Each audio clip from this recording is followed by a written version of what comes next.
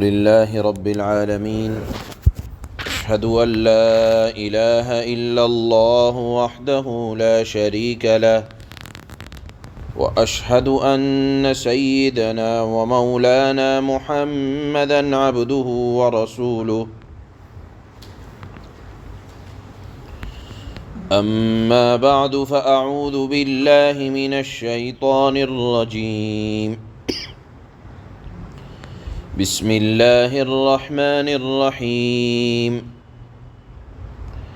فلا أقسم بمواقع النجوم وإنه لقسم لو تعلمون عظيم. إنه لقرآن كريم في كتاب مكنون لا يمسه إلا المطهرون.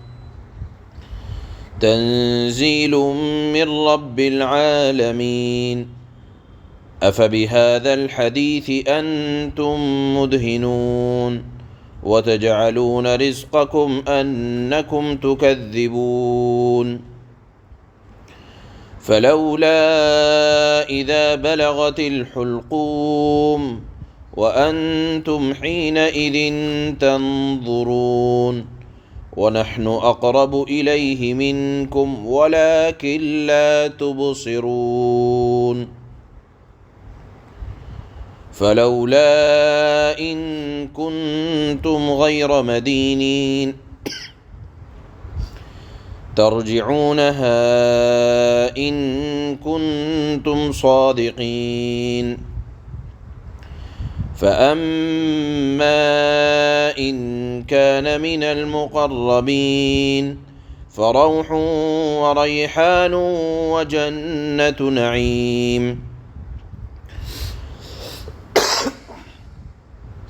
وأما إن كان من أصحاب اليمين فسلام لك من أصحاب اليمين. وأما إن كان من المكذبين الضالين فنزل من حميم وتصلية جحيم. إن هذا لهو حق اليقين. فسبح باسم ربك العظیم.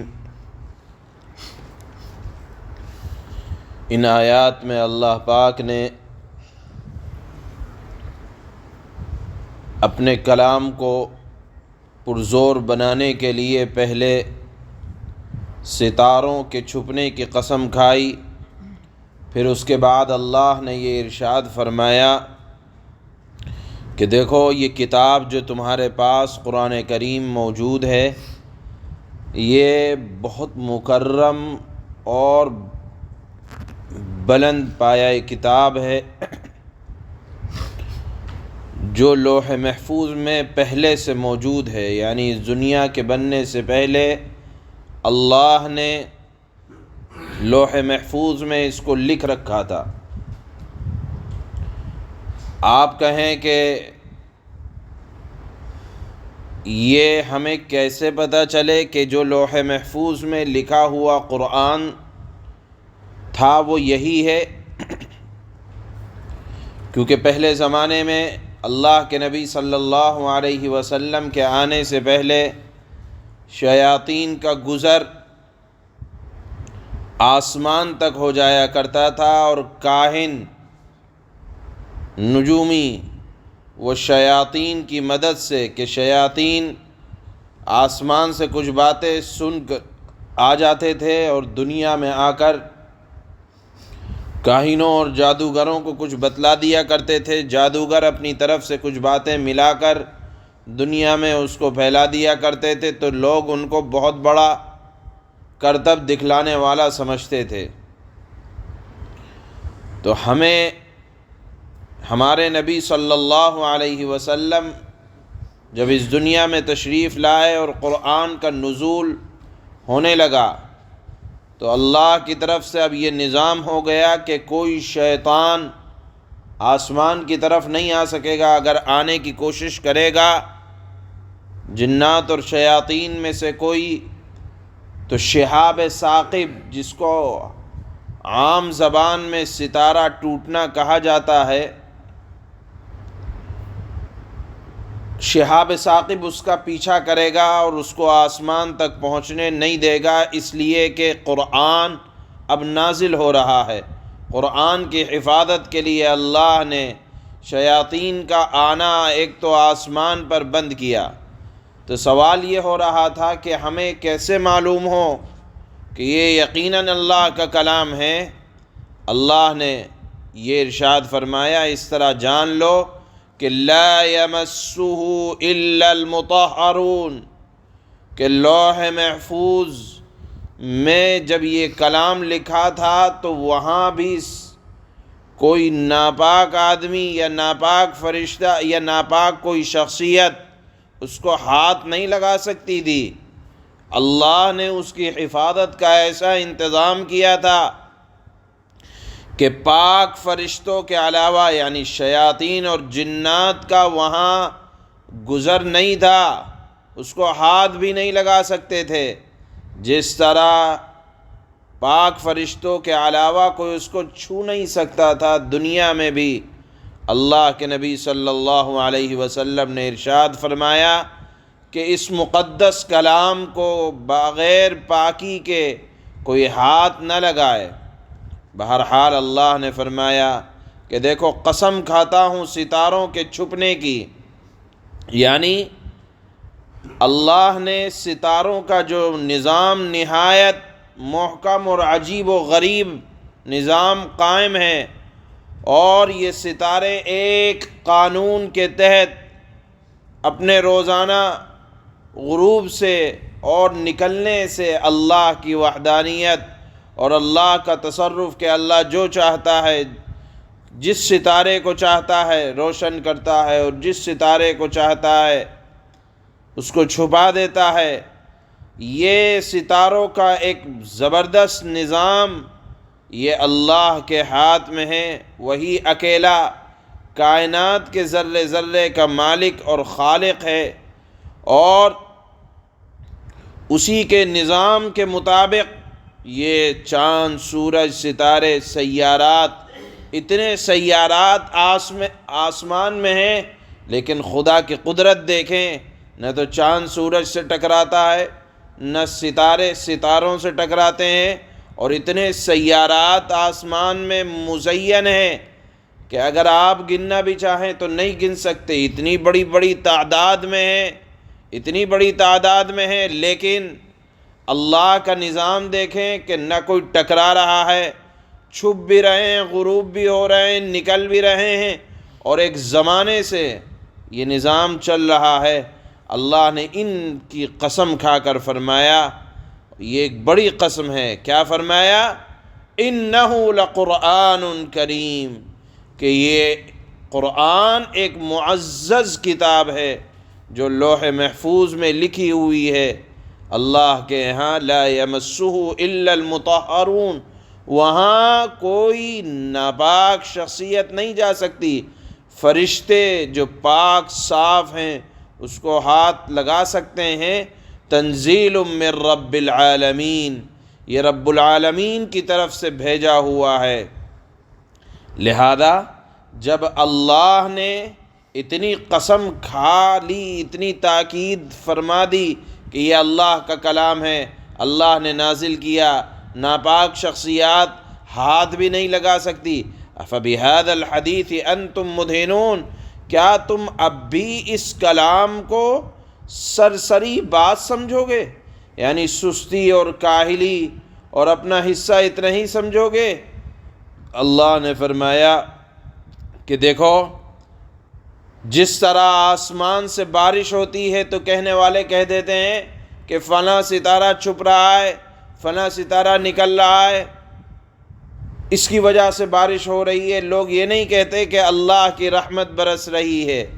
اسی طرح بالکل یہ قرآن نازل ہو رہا ہے تو یہ اللہ کی رحمت سے نازل ہو رہا ہے، اللہ کی حکمت اور مصلحت سے نازل ہو رہا ہے۔ بڑی بد نصیبی ہوگی اگر اس کی طرف ذرا بے توجہی کی گئی۔ اللہ نے اسی کو فرمایا یہاں آیت میں کہ بڑی بدنصیبی ہے، کیا آپ بھی تم اس قرآن کو سرسری بات سمجھتے ہو؟ اور جس طرح اللہ آسمان سے بارش نازل کرتا ہے تو تم کہہ دیتے ہو منہ کھول کر کہ فلانا موسم ایسا ہو گیا فلاں، یہ کیوں نہیں کہتے کہ اللہ نے اپنی رحمت سے ہمیں رزق عطا فرمایا؟ اسی طرح کہو کہ اللہ نے اپنی رحمت سے یہ قرآن ہمیں عطا فرمایا ہے۔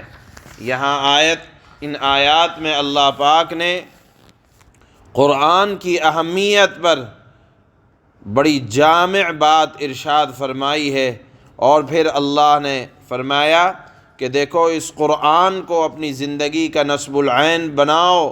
اور پھر اللہ نے آج کی ان آیات میں تیسری بات جو ارشاد فرمائی ہے کہ دیکھو جزا اور سزا کے نتیجے میں کل 3 اللہ کی مخلوق یا مخلوق کے 3 حصے ہو جائیں گے۔ ایک تو مقربین کا جن کو سابقین کہا گیا ہے، ایک وہ جن کا نامہ اعمال دائیں ہاتھ میں ہوگا یہ عام مؤمنین، ایک وہ جن کا نامہ اعمال بائیں ہاتھ میں ہوگا، ان سے اللہ بڑی سخت سزا ان کو دیں گے۔ یہ مضمون بھی اللہ نے آج کی ان آیات میں بیان فرمایا ہے۔ چوتھا یہ بات اللہ نے ارشاد فرمائی ہے کہ دیکھو جب موت آتی ہے تو اللہ کی طاقت کے علاوہ کوئی اس موت کو ٹال نہیں سکتا ہے، اور تم اگر اپنے آپ کو اتنا ہی بڑا طاقتور سمجھتے ہو تو جس کی موت آ رہی ہے، موت حلق میں اٹک چکی ہے، تم اس کی بے بسی کو اپنی آنکھوں کے سامنے دیکھ رہے ہو، تم نہیں کر سکتے کہ اس کی موت کو، اس کی تکلیفوں کو کم کر دو۔ لہذا جب تمہاری طاقت اور ہمت کچھ نہیں ہے، اللہ کی طاقت سب سے بڑی طاقت ہے، اسی کی طاقت کو مان کر فسبح باسم ربک العظیم، اپنے اسی پاک رب کی تسبیح اور پاکی بیان کرتے رہو۔ یہ اللہ رب العزت والجلال نے آج کی ان آیات کی آخر میں بیان فرمایا ہے۔ اللہ نے انسان کی بے بسی کو بھی بیان فرمایا، اپنی طاقت و قدرت کو بیان فرمایا، اور پھر فرمایا کہ دیکھو تم مانتے ہو کہ موت کا معاملہ اٹل ہے، اللہ کی بڑائی یقینی ہے، لہذا اپنے رب کی، اپنے پاک رب کی تسبیح و تعظیم برابر کرتے رہو۔ یہ اخیر کی آیت کا خلاصہ ہے۔ چنانچہ شروع آیات میں اللہ نے قرآن کی عظمت کے بارے میں ارشاد فرمایا۔ اللہ فرماتے ہیں فَلَا أُقْسِمُ بِمَوَاقِعِ النُّجُومِ وَإِنَّهُ لَقَسَمٌ لَوْ تَعْلَمُونَ عَظِيمٌ إِنَّهُ لَقُرْآنٌ كَرِيمٌ فِي كِتَابٍ مَّكْنُونٍ لا يمسه إلا المطهرون۔ اب میں یعنی اللہ ان جگہوں کی قسم کھا کر کہتا ہوں جہاں ستارے گرتے ہیں، یعنی ستارہ ٹوٹ کر شیطان کا مقابلہ کرتا ہے، اور ستاروں کا نظام ہے، ایک مستحکم نظام ہے۔ کیا کہتا ہوں کہ اگر تم سمجھو تو یہ یعنی قرآن بڑی زبردست، اگر تم سمجھو تو یہ یعنی یہ قسم اللہ کی، ستاروں کی جو اللہ نے قسم کھائی، اگر تم سمجھو تو یہ قسم بڑی زبردست قسم ہے۔ کیا کس بات پر اللہ نے قسم کھائی؟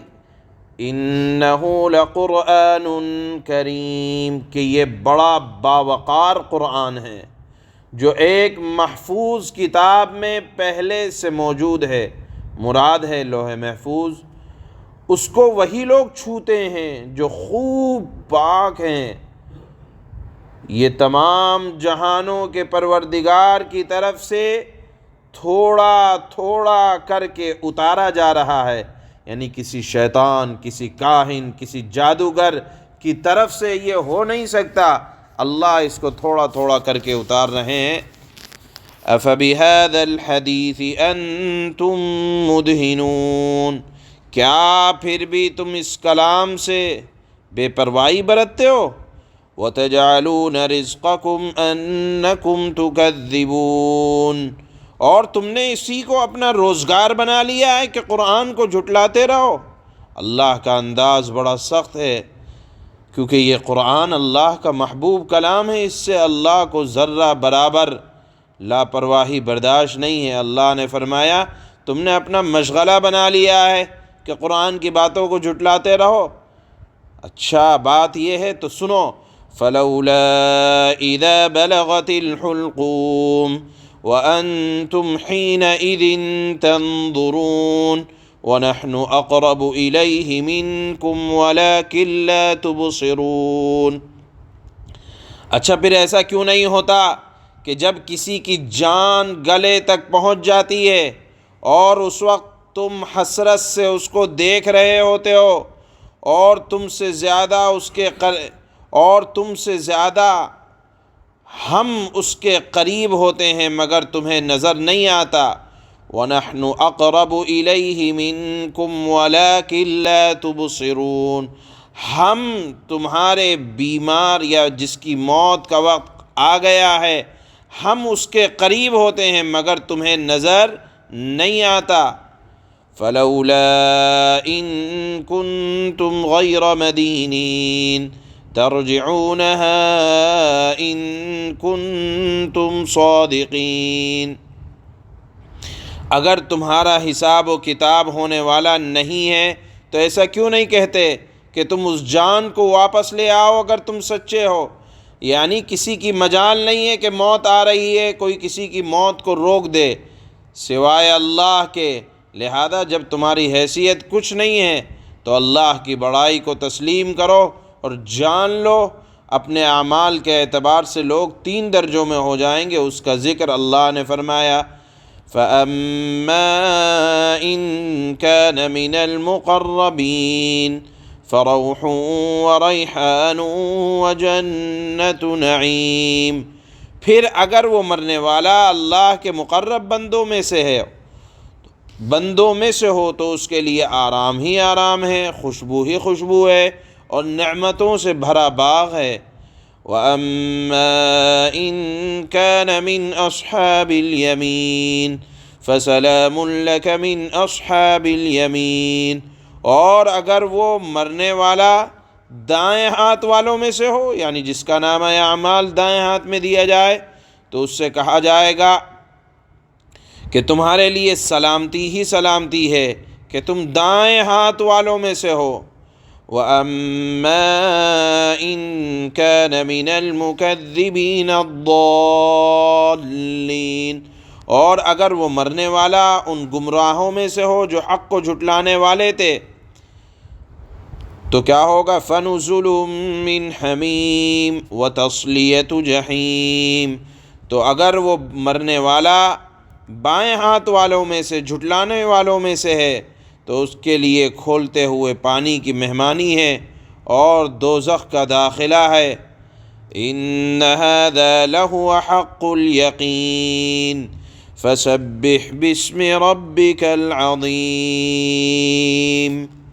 اس میں کوئی شک نہیں ہے کہ بالکل صحیح معنی میں یہی یقینی بات ہے، یعنی قرآن حق ہے، موت حق ہے، موت کے بعد اعمال کے اعتبار سے انسان 3 درجوں میں ہوں گے، یہ تمام باتیں بالکل یقینی ہے۔ لہذا اے پیغمبر فَسَبِّحْ بِاسْمِ رَبِّكَ الْعَظِيمِ، لہذا اے پیغمبر تم اپنے عظیم پروردگار کا نام لے کر اسی عظیم پروردگار کی تسبیح خوب کیا کرو۔